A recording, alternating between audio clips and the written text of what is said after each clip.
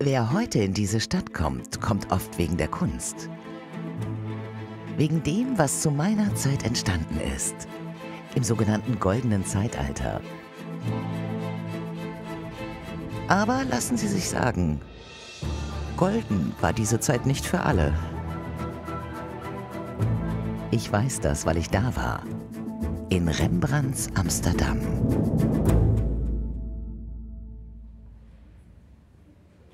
Mein Name ist Gertrud Nachtglas. Ich weiß, schwieriger Name. Nennen Sie mich einfach die Wirtin.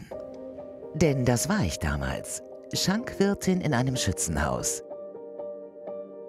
Eine von denen, die in der glanzvollen Bilderwelt Amsterdams nur am Rande oder gar nicht vorgekommen sind. So wie ich. Oder meine Wenigkeit. Amsterdam war eine boomende Metropole. Reich geworden durch den kolonialen Überseehandel. Eine freiheitsliebende bürgerliche Stadt, in der jedoch längst nicht jeder Einwohner ein Bürger war. Eine superreiche Bürgerelite hatte das Sagen. Ich sollte vielleicht erwähnen, schon mein Vater war Schankwirt im Hakenbüchsen Schützenhaus.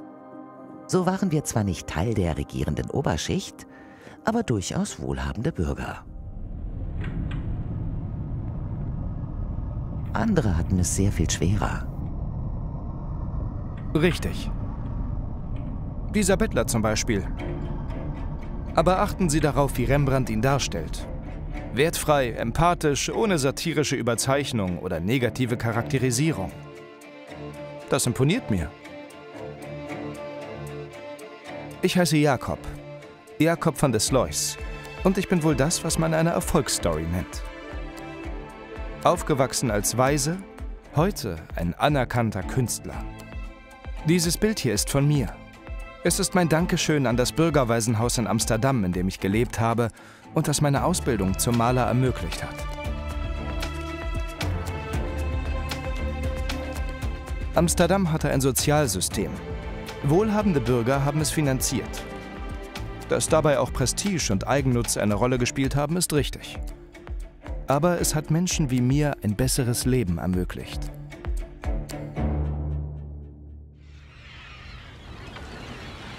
Yep, da hat er einen Punkt. Ich bin's wieder, der Typ ohne Klamotten.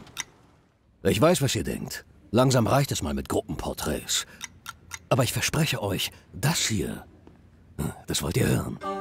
Ich sage nur Rembrandt. Ja, ich bin inzwischen so eine Art Kunstexperte. Auch wenn ich ursprünglich ein englischer Seefahrer war. Aber das ist nicht so gut ausgegangen. Die Holländer haben mein Schiff gekapert und mich dann als angeblichen Piraten hingerichtet und dann öffentlich seziert. Aber ich schweife ab. Rembrandt. Vergleicht mal dieses Bild hier mit diesem. Gut, das zweite ist unvollständig, aber so ungefähr hat es mal ausgesehen. Auf beiden Werken sind Mediziner und eine Leiche. Aber während die Herren hier alle irgendwie das Gleiche machen und aus dem Bild schauen, verwandelt Rembrandt die Szene in eine richtige Story. Da passiert richtig was. Ist gut, oder? Ja. Ich hoffe, das sprechende Skelett war nicht zu viel des Guten. Eine letzte Geschichte sollen Sie noch hören aus meinem Amsterdam. Eine Stadt, die auch deshalb besonders war, weil wir die Resozialisierung von Straftätern erfunden haben. Mit Zwangsarbeit, die der Amsterdamer Wirtschaft zugute kam. Es ist die Geschichte von mir, Marie de la Motte. Ja, das ist ein Künstlername. Hier sehen Sie mich als büßende Maria Magdalena. Der Künstler Dirk Bleeker hatte Mühe, ein Aktmodell zu finden. Denn vor fremden Männern nackt zu sein, ziemte sich nicht für Frauen. Darum kamen Künstler wie Bleeker zu Prostituierten wie mir, um mich zu malen. Prostitution war illegal. Dadurch stand ich oft mit einem Bein im Zuchthaus. Und das Zuchthaus war was Neues im Europa dieser Zeit. Frauen mussten Handarbeiten verrichten. Männer hartes Farbholz für die Textilindustrie raspeln. Und unbescholtene Einwohner zahlten Eintritt, um dabei zuzusehen. Goldene Zeiten? Naja. Nee, das kann ich wirklich nicht behaupten. Aber die Kunst erlebte eine Blüte. Das ist unbestritten.